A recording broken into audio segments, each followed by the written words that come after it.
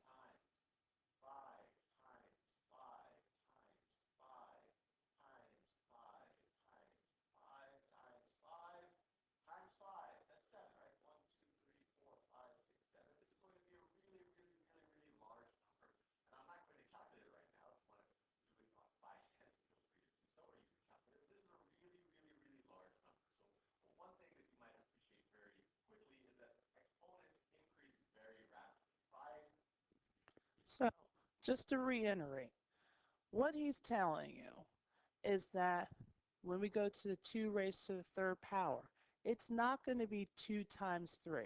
I know you're going to look at that and automatically you're going to think 2 times 3 because right now your brain is programmed.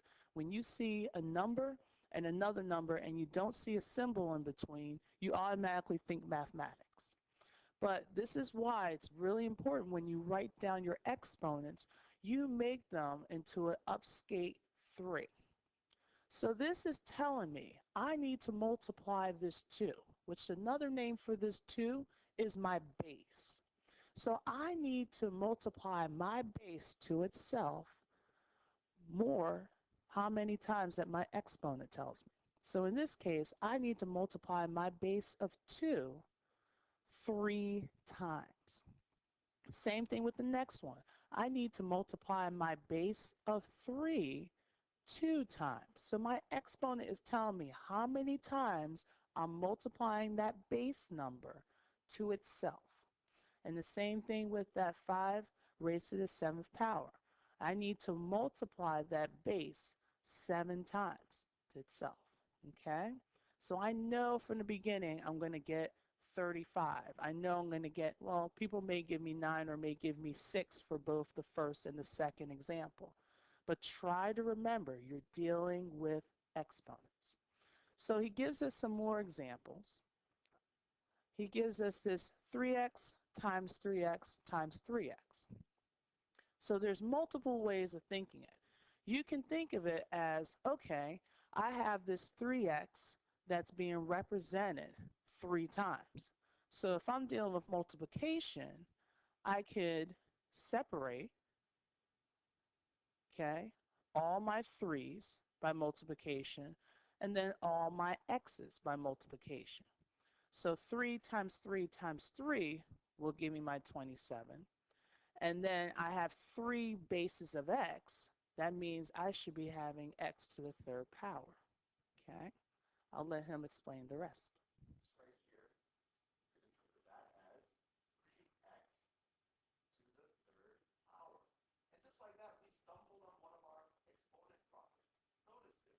When I have something times something, that whole thing is to the third power, that equals each of those things to the third power times each other. So 3x to the third is the same thing as 3 to the third times x to the third times x to the third, which is 27 to the third power. Let's do a couple more examples. What if I were to ask you, what 6 to the third times 6 to the sixth power is? And this is going to be a really huge number, but I want to write it as power of 6. Let me write 6 to the 6 actually in a different color. 6 to the 6 times 6. 6 to the third times 6 to the sixth power. What is this going to be equal to? Well, 6 to the third, we know that 6 times itself 3 times. So 6 times 6 times 6. And then that's going to be times, times here is in green, so I'll put it in green. Maybe I'll put that in orange. That is going to be times 6 to the sixth power. Well, what's 6 to the sixth power? That's 6 times itself 6 times. So 6 times 6 times 6 times 6 times 6. Let's get this part better. Maybe one more times 6. So what is this whole number going to be? Well, this whole thing, we're multiplying 6 times itself how many times? 1, 2, 3, 4, 5, 6, 7, 8, 9 times, right? 3 times here, and then another 6 times here. So we're multiplying 6 times itself 9 times. 3 plus 6. So this is equal to 6 to the 3 plus 6th power, or 6 to the ninth power. And just So just to reiterate, what are the key things that we need to know? So we had 3 of these base 6's, and we had 6 of these base 6's. Altogether, they will give me a total of 9 with the base 6. So when you're multiplying, okay, and they have the same bases, you can add your exponents. So that's huge. Make sure they have to have the same base. So when they have the same base, and you can add the exponents. When you're multiplying and you have the same base, you can add your exponents. Okay? So again, he gives us a couple more examples. But here's one that I want you to get. So let me do the other property just to mix and match it. Let's say I have a to the third, a to the third, to the fourth power. So I'll tell you the property here, and I'll show you why it makes sense. When you have something to an exponent, when you raise that to an exponent, you can multiply the exponents. This is going to be a to the 3 times 4 power, or a to the 12th power. And why does that make sense? Well, this right here is a to the third times itself 4 times. So this is equal to a to the third times a to the third times a to the third times a to the third. Well, we have the same base, so we can add the exponents. So this is going to be a to the 3 times 4, right? This is equal to a to the 3 plus 3 plus 3 plus 3 power, which is the same thing as a to the 3 times 4 power, or a to the 12th power. So just to review the properties we've learned so far in this video, besides just a review of what an exponent is, if I have something, let's say I have x to the a power times x to the b power, this is going to be equal to x to the a plus b power. We saw that right here. We saw that right here. X squared times x to the fourth is equal to x to the sixth, 2 plus 4. We also saw that if I have x times y to the a power, this is the same thing as x to the a power times y to the a power. We saw that early on in this video. We saw that over here. 3x to the third is the same thing as 3 to the third times x to the third. That's what this is saying right here. 3x to the third is the same thing as 3 to the third times x to the third. And then the last property, which we just stumbled upon, is if you have x to the a, if you raise that to the b power, that's equal to x to the a times b. And we saw that right there. A to the third, and then raise that to the fourth power, is the same thing as a to the 3 times 4, or a to the 12th power. So let's use the properties, these properties. So again, these are the properties that you're going to see. So let me go back to this. And I had you guys, well, what I had the class was to write down some things that they learned. So I gave them a little bubble sheet. Unfortunately, I can't put this on the website. But just basically write a list of things that will help them to remember about exponents. Some people wrote when you multiply, you can add your exponents. When you have a power raised to a power, when you have an exponent raised to an exponent, you get to multiply. Um, but basically, here's the rules that he basically touched on. When you're multiplying, you add your exponents. When you have a parenthesis being raised to an exponent, that means everything inside that parenthesis is being raised to that exponent.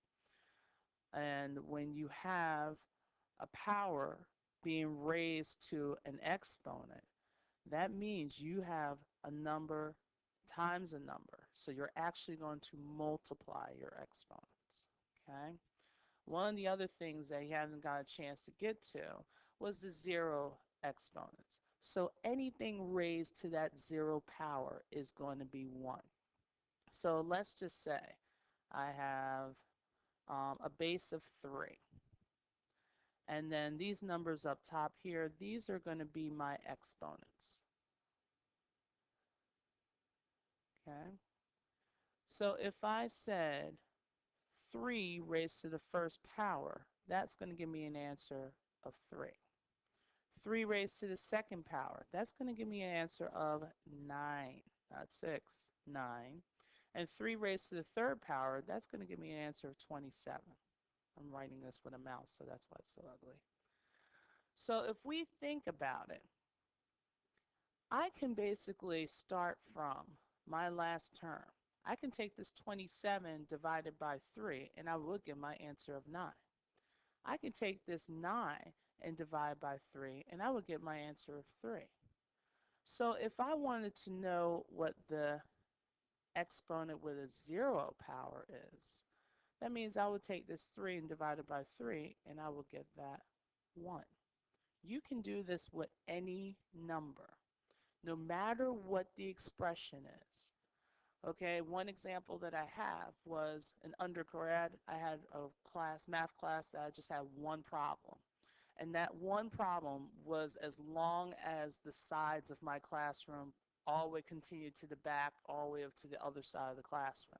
It was just one long problem. It had square roots, it had fractions divided by fractions, it had cube roots, it had like exponents, it had like fractional exponents.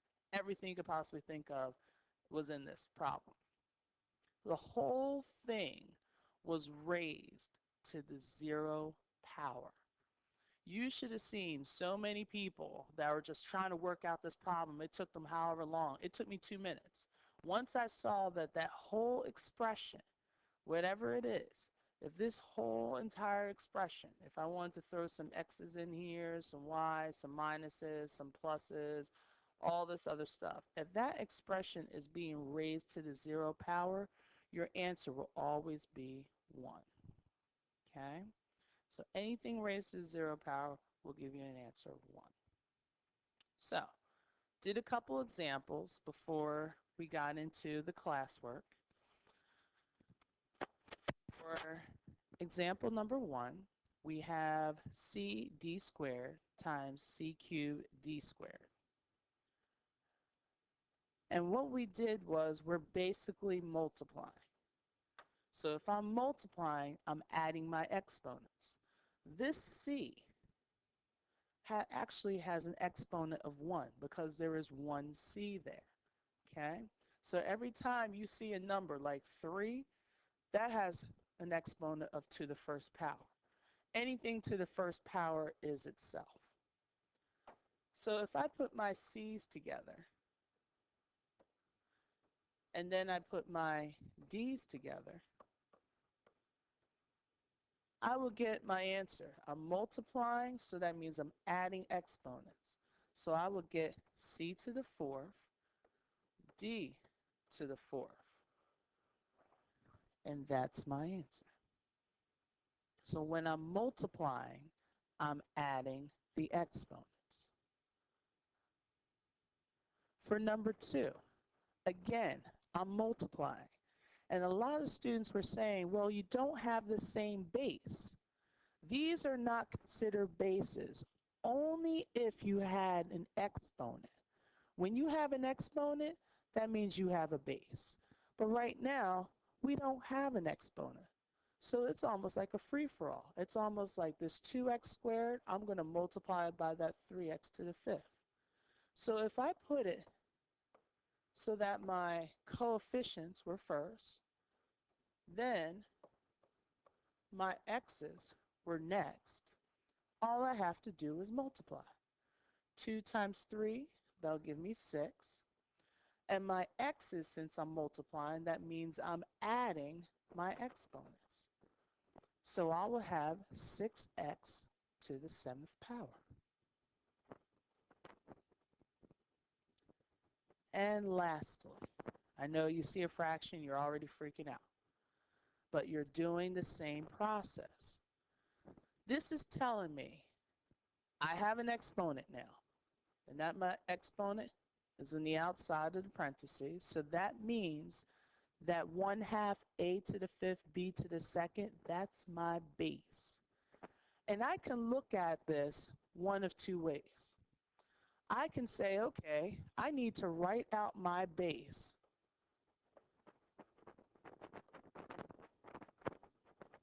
I need to write that base and multiply that base 2 times.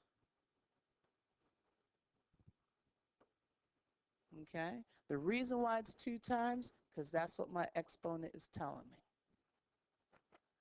So now, I could do what I did with the other ones. I can get my coefficients together. I can get my A's together, and I can get my B's together. So now, 1/2 times 1/2 is not a whole. You are multiplying. You are not adding. So 1/2 times 1/2. 1 times 1 will give me 1. 2 times 2, which is my denominator, will give me 4. So 1/2 times 1/2 is going to give me 1/4. If you think about it this way, when you're dealing with smaller numbers and you want to multiply, you're actually making those numbers a lot smaller quicker. If you deal with whole numbers and you multiply it, you're making those numbers a lot larger quicker. Okay? So now we got our 1/4. A to the 5th times a to the 5th, that means we're adding our exponents. So it gives me a to the 10th. And b squared times b squared, what means we're adding my exponents. So I have b to the 4th. This is broken all the way down. So we could think of it that way. Or we can do that philosophy. Remember this, I think it was xy raised to the x, but the same philosophy remains. That means everything in that parenthesis is being raised to the x power. So in this case, we have my 1/2, which is being raised to the second power, times my a to the 5th, which is being raised to the second power, and my b squared, which is being raised to the second power. So now, 1 squared is the same as saying 1 times 1, which gives me 1. 2 squared gives me 4. So we got my 1/4. Now, when we have an exponent being raised by another exponent, we're actually going to multiply our exponents. So anytime you see an exponent, a parenthesis, and then an exponent, you're multiplying. So in this case, it will give me a to the 10th. And then the same thing goes for the b's. I'm multiplying the exponents, and it'll give me b to the 4th. What do you notice? Either way, you're going to get the same answer. Okay?